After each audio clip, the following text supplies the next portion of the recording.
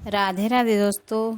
आज है भाद्रपद चतुर्थी। तो आइए भाद्रपद चतुर्थी व्रत की कथा सुनते हैं।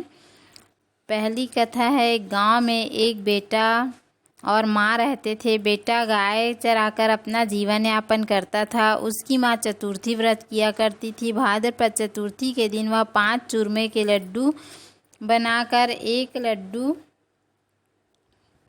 चौथ माता को, एक गणेश जी भगवान को, एक लड्डू ब्राह्मण को देती और एक बेटे को खिलाती और एक स्वयं ग्रहण करती।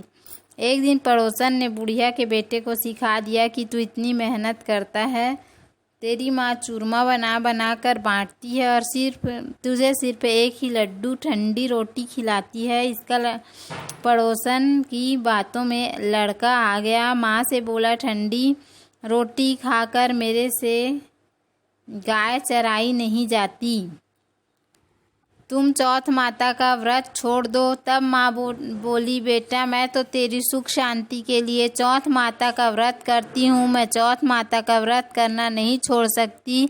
बेटे ने कहा, मैं प्रदेश जाऊँगा। तब माँ बोली, बेटा चौथ माता की आंखें कहानी सुने हुए गेहूँ के दाने अपने पास रख ले। यदि तुम पर कोई संकट आए तो चौथ माता का नाम लेकर इन्हें पूरा कर देना, इसका तुम्हारा संकट इससे टल जाएगा। लड़का प्रदेश जाने लगा। रास्ते में एक नदी आई। कोई रास्ता दिखाई नहीं दे रहा था। उसने आंखें हाथ में लेकर चौथ माता गणेश जी का ध्यान किया और चौथ माता की कृपा से नदी से बीच से रास्ता निकल गया।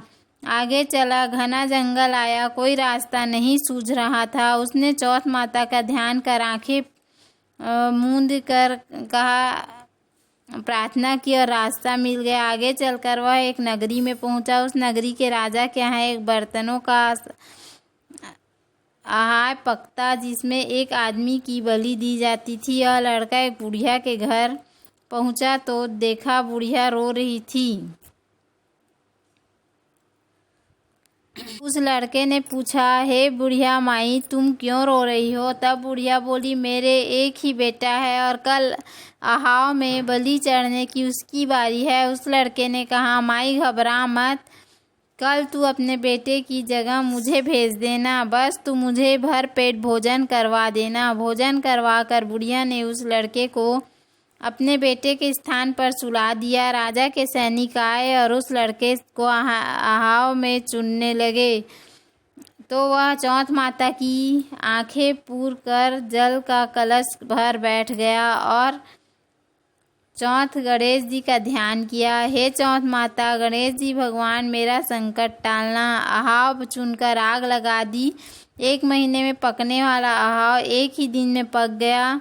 यह जानकर राजा को आश्चर्य हुआ। स्वयं आहाव देखने आए। राजा ने सैनिकों को कलश उतारने को कहा। सैनिक कलश उतारने लगे तो अंदर से आवाज़ आई, बर्तन धीरे धीरे उतारना। सभी को आश्चर्य हुआ। तब वहाँ से वह लड़का दिखाई दिया। राजा ने उस लड़के से पूछा, तुम कौन हो, तुम्हारा जीवन कैसे बचा? तब उसने कहा, मैं वही हूँ जिसको आहाव में चुना गया। मेरी माता जी चौथ माता का व्रत करती है। चौथ विंदायक जी मेरी रक्षा की है। तब राजा को विश्वास नहीं हुआ। उसने 2 घोड़े मंगवाए, पर एक पर खुद बैठा और दूसरे पर जंजीरों से बांधकर उसको बैठा दिया और कहा, यदि तेरी जंजीरें खुलकर मेरे में बंध जाएगी तो मैं चौथ माता को सच्ची मानूंगा। उस लड़के ने श्रद्धा भक्ति से आंखें मूंद कर कहा, हे चौथ माता, अब तक मेरी रक्षा करी, अब इस बार भी मेरी रक्षा करना। देखते देखते लड़के की जंजीरें राजा के बंध गई। राजा ने कहा, तेरी चौथ माता सच्ची है। राजा ने अपनी कन्या का विवाह उस लड़के से कर दिया। बहुत सारी धन संपत्ति देकर विदा किया। जब लड़का गांव के पास पहुंचा तो गांव के लोगों ने कहा, माई, तेरा बेटा बहु धूमधाम से लेकर आ रहा है।